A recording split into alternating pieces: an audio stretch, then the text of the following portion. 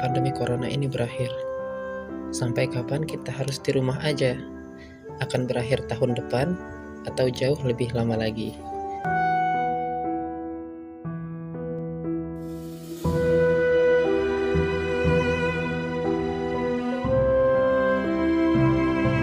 Mustahil kita tahu kapan ini akan berakhir tanpa ada data yang akurat.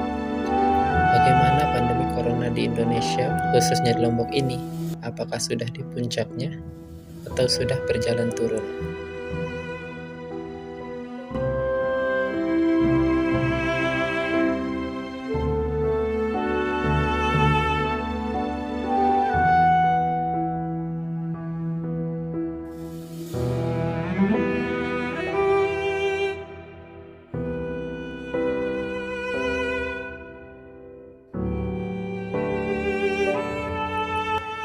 Tanpa data yang akurat, kita hanya bermain dalam bayang-bayang saja.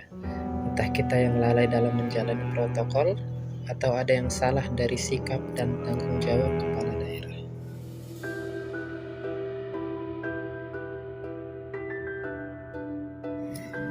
Teman-teman, saat ini seluruh jurnalis, reporter yang berada di Mataram sedang sibuk untuk mencari data-data corona.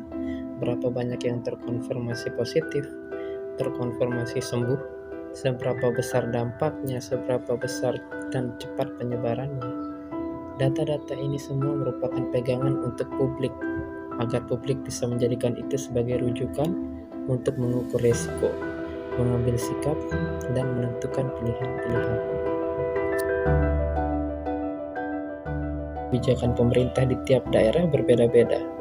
Di daerah perkotaan lebih cepat menyerap informasi tentang corona, namun di daerah pedesaan nyaris tidak mendapat informasi sama sekali.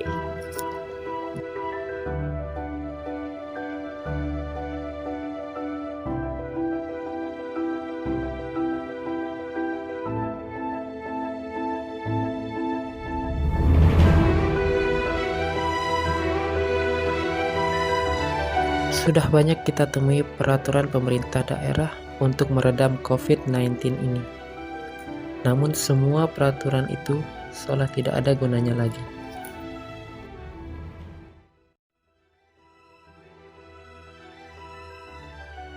Kita dapat melihat banyaknya teman-teman kita yang saat ini sudah tidak peduli terhadap virus ini, seperti berkumpul dengan teman-teman lainnya, tidak memakai masker saat di ruang publik, tidak rajin dalam mencuci tangan, dan masih banyak lagi.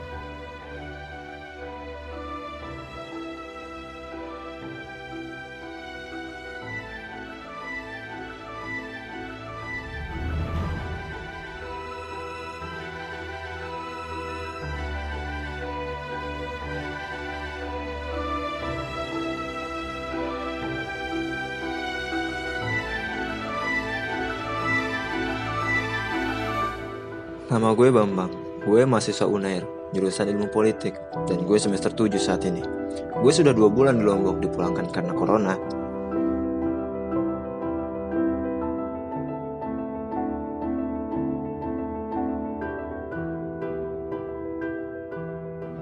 Selama itu masih memperhitungkan untung dan rugi, saya rasa itu tidak akan efisien. Atau suap, itu nanti tergantung dari hasil proses penyidikan dari pemeriksaan sejumlah saksi gitu.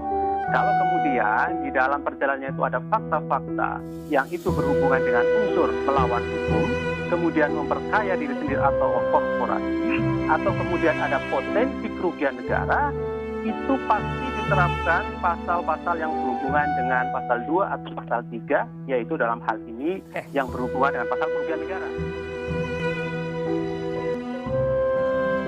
Cara terbaik bagi pemerintah adalah memisahkan antara kepentingan pribadi dan kepentingan publik. Jika mereka rela berkorban demi rakyat, saya rasa semua terkendali, masyarakat akan terkontrol dengan baik.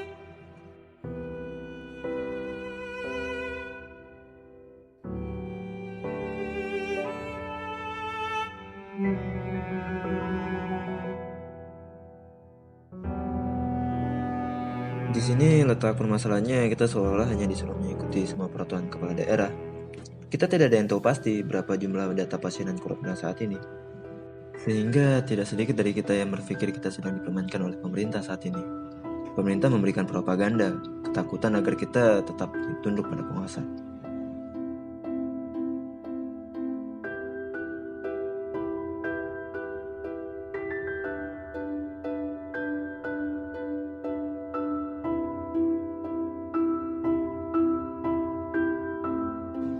Dari apa yang gue lihat selama di sini, banyak orang yang sudah nggak peduli lagi terhadap virus ini. Bukan berarti mereka tidak takut terpapar virus ini. Namun ini semua tentang tuntutan ekonomi. Seluruh stasiun TV menyebarkan ketakutan. 557.887. Positivity rate di Indonesia masih jauh tinggi, 13,2% positivity rate-nya, jauh di atas standar WHO yang hanya 5% ya. Tersebut adalah dokter spesialis ortopedi atau bedah tulang Rumah Sakit Umum Dr. Sutomo sekaligus dosen.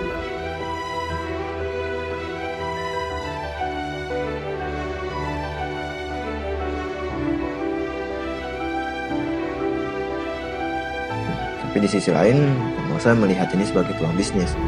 Kita sebagai rakyat hanya bisa tunduk mengikuti keinginan sang penguasa.